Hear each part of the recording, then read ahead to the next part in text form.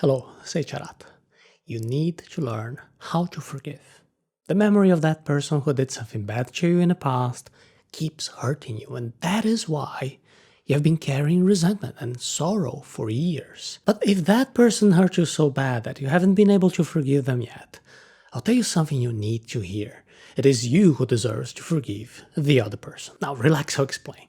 You might think that the person who disappointed you doesn't deserve your forgiveness, but what I'm saying is that it is you who deserves the benefits of forgiveness. Well, we all want to be kind-hearted and compassionate, and selfless people, and we think forgiveness is always linked to those, and that is why it is something difficult to do. If you're having issues when practicing this selfless forgiveness, try selfish forgiveness first. If you think of forgiveness as something altruistic and of goodwill, it seems contradictory to offer kindness to those who hurt us. And deep down, you might think that it's not fair to do good to someone who hurt you. And that is such a powerful concept that it was among the first ones in taking part in an early system of justice in the shape of the law of retaliation, eye for an eye, tooth for a tooth.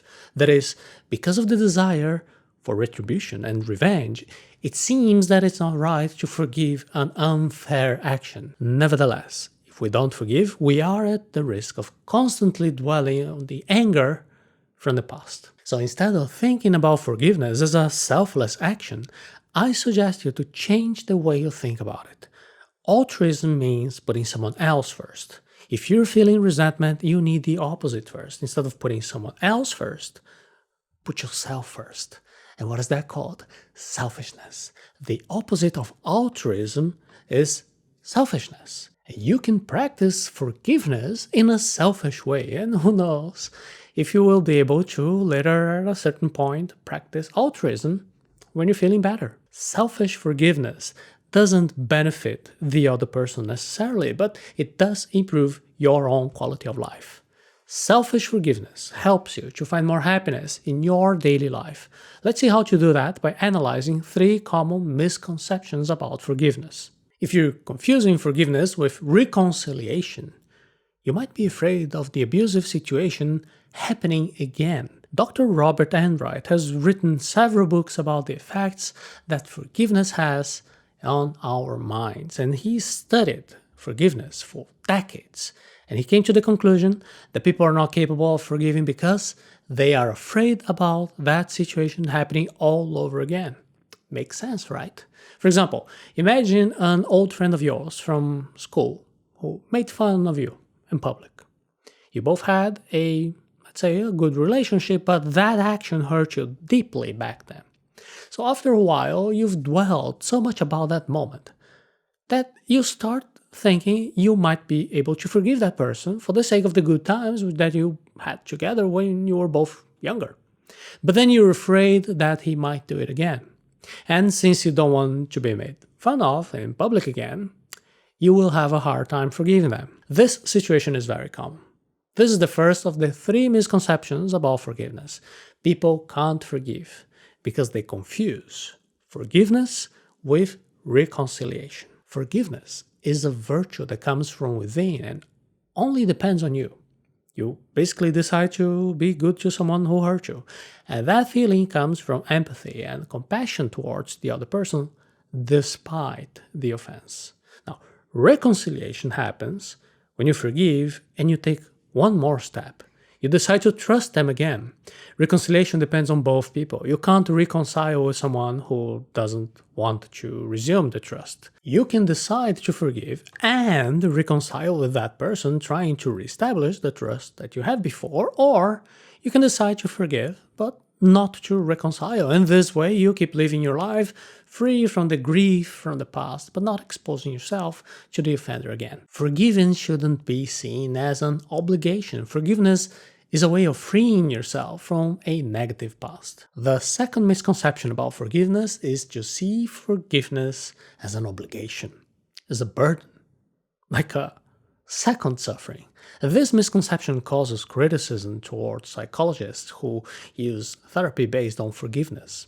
If you check the comments, sooner or later, I'm guaranteed to you, you will see people who aren't paying attention until the end and they'll say, oh gee, so besides having been hurt, now you're saying to me that I also have to forgive them. Encouraging forgiveness is not the same as encouraging a health treatment. If someone breaks an arm, the doctor fixes the wound even if the treatment is uncomfortable. Nobody wants to have their arm immobilized, but we'll do it because it will help us to heal our broken bones. Likewise, if you were heartbroken by someone in the past, you need to fix that wound. And the best way to fix wounds from the past is forgiveness. Even if it is uncomfortable, you go ahead and follow the treatment because you want to heal that emotional and mental wound. Forgiveness is a way of freeing yourself from a negative past. Forgiveness won't change the past. Whatever hurt you still happened. What changes is that you free yourself from the anger, from being stuck in something that happened in the past. Forgiveness can't change the past, but it can greatly improve your future. The third misconception about forgiveness says that forgiveness is not able to change the past. For example, let's say someone broke your phone and it was a very expensive device and it cost you many hours of work. You also had your photos and your memories that you'll never get back again. Should you forgive that person? You might think that forgiveness is useless because you won't get your phone back. And this misconception can be solved with a simple choice. Now tell me, please, honestly, which one would you prefer?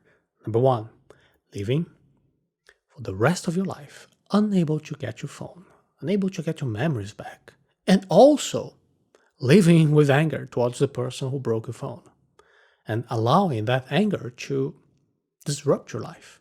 Or number two, living the rest of your life without the possibility of getting your phone back, but free from the anger that disturbed your life, and also the life of those around you. Which one would you prefer? You won't get back your phone in either case. That's just an example. The past can't be changed, but the second option allows you to have a better future. You just found out about 3 misconceptions that could be interfering with your forgiveness. Number 1, confusing forgiveness with reconciliation. Number 2, seeing forgiveness as an obligation. And 3, thinking that forgiveness is not worth because it cannot change the past. Now that you've freed yourself from these misconceptions, you're able to forgive in a more effective way. Forgiveness is not weakness. It's quite the opposite. Forgiving is so difficult that only the strongest people are able to do it. And when you forgive, you're the first one to get the rewards. There are several techniques in the positive psychology field that are able to increase your level of happiness. If you want to learn more about these techniques, I invite you to watch a special class from the happiness course by visiting arata.se/happiness.